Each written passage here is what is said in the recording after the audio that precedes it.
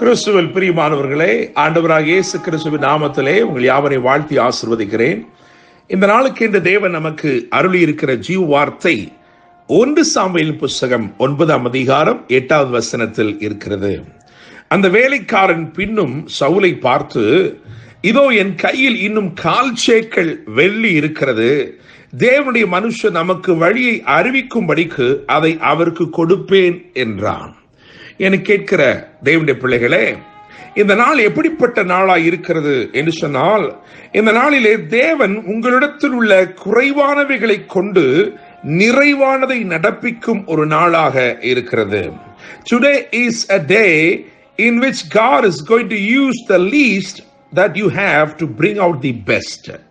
என கேட்கும் தேவனுடைய பிள்ளைகளே, இந்த 1 சாமுவேல் 9ஆம் அதிகாரம் முதல் வசனத்தை கவனிக்கும் பொழுது, கீஸ் என்னும் பெயருள்ள மகா பராக்கிரமசாலியாகிய ஒரு மனுஷன் இருந்தான் என்று வேதம் சொல்கிறது. அவன் மகா பராக்கிரமசாலிதான், அவன் பலமுள்ள மனிதன்தான். ஆனாலும் அவனிடத்தில் இருக்கிறவைகளை பாதுகாத்துக் கொள்ள இயலாதவனாய் இருக்கிறான். அவனுடைய கழுதைகள் காணாமல் போனது என்று எழுதியிருக்கிறது. என கேட்கும் தேவனுடைய பிள்ளைகளே, தேவன் தம்முடைய திட்டத்தை நிறைவேற்ற நினைக்கும் பொழுது மனுஷனுடைய பலம் எல்லாம் ஒன்றுக்கு உதவாது.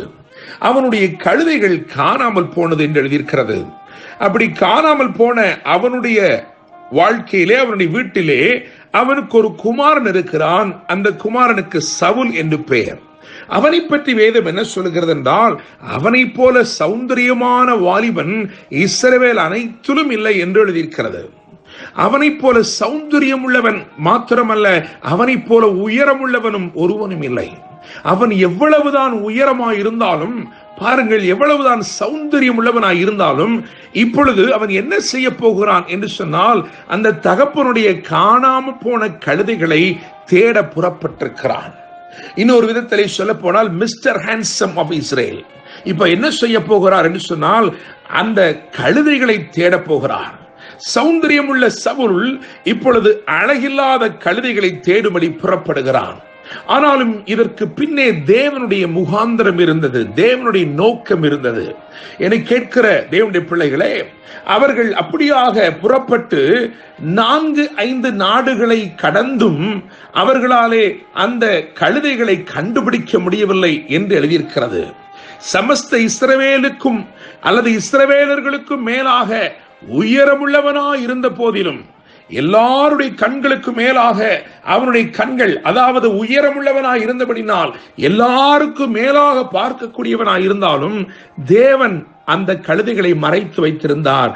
அவைகளை கண்டுகொள்ள அவனால் முடியவில்லை. அவன் புறப்பட்டான். அவன் தவறான ஒரு பாதையில் தான் நடக்கிறான் என்பதாக உலகம் சொல்லும். காரணம், கழுதைகளை கண்டுபிடிக்க முடியவில்லையே.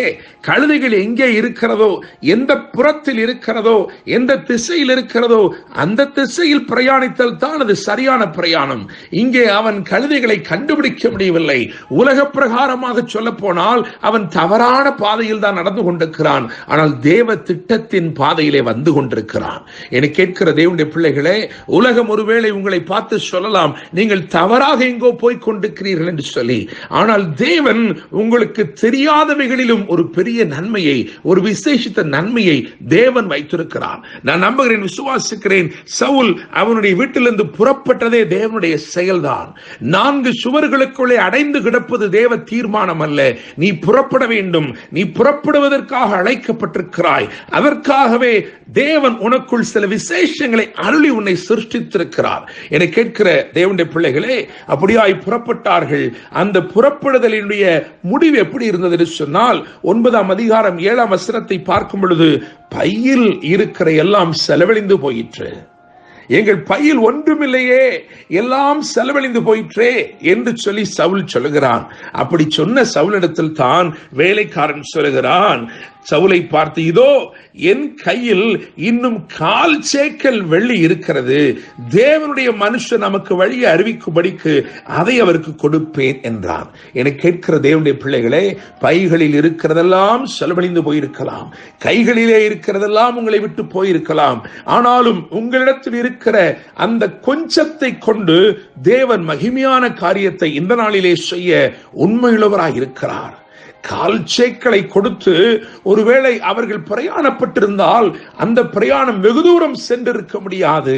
ஆனால் அதையே கர்த்தரிடத்தில் கொடுத்த போது அந்த பிரயாணம் மகிமையும் மேன்மையும் உள்ளதாய் மாறிடுது. தேவனுடைய பிள்ளைகளை, அவர்களுடைய பார்வையில் அல்லது அவர்களுடைய பட்சத்தில் சவுலுடைய இடத்திலிருந்து நோக்கி பார்க்கும் பொழுது எல்லாம் செலவழிந்த பின்பு, எல்லாம் இழந்த பின்பு என்னிடத்தில் மிச்சமாயிருக்கிறது என்ன என்று பார்த்த அந்த கால்ச்சேய்க்கல், அதைத்தான் தேவ சமூகத்திற்கு கொண்டு செல்கிறான். ஆனால் தேவன் அவனுக்கு என்ன ஆயத்தப்படுத்தி வைத்திருந்தார் என்று சொல்லி பார்க்கும் பொழுது அது லெஃப்ட் ஓவர் அல்ல, அதாவது கடைசியாக விடப்பட்டு மிச்சமானதல்ல. தேவன் அவனுக்காக வைத்திருந்தது முதன்மையான இடம். முதன்மையான இடத்தை தேவன் முன்குறித்திருந்தார். மாத்திரமல்ல, முன்னம் தொடையை தேவன் எடுத்து வைத்திருந்தார் என்று எழுதியிருக்கிறது.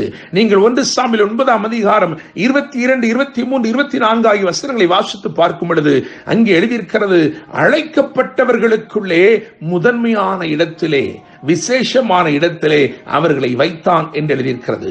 மாத்திரமல்ல, 23ஆம் வசனத்திலே சாமுவேல் சமயக்காரனை பார்த்து, நான் உன் கையில் ஒரு பங்கை கொடுத்து வைத்தேனே, அதை கொண்டு வந்து வை என்றான். அப்பொழுது சமையல்காரன் ஒரு முன்னந்தொடையும் அதனோட இருந்ததையும் எடுத்துக்கொண்டு வந்து அதை சவுலுக்கு முன்பதாக வைத்தான். என்னை கேட்கிற தேவனுடைய பிள்ளைகளே, நாம் நம்மிடத்தில் இருக்கிற மிச்சமானவைகளை கொண்டு தேவனை மகிமைப்படுத்தலாம் நினைக்கிறோம். ஆனால் அவரோ முதன்மையானவைகளை கொண்டு நம்முடைய வாழ்க்கையை விசேஷப்படுத்த விரும்புகிறார்.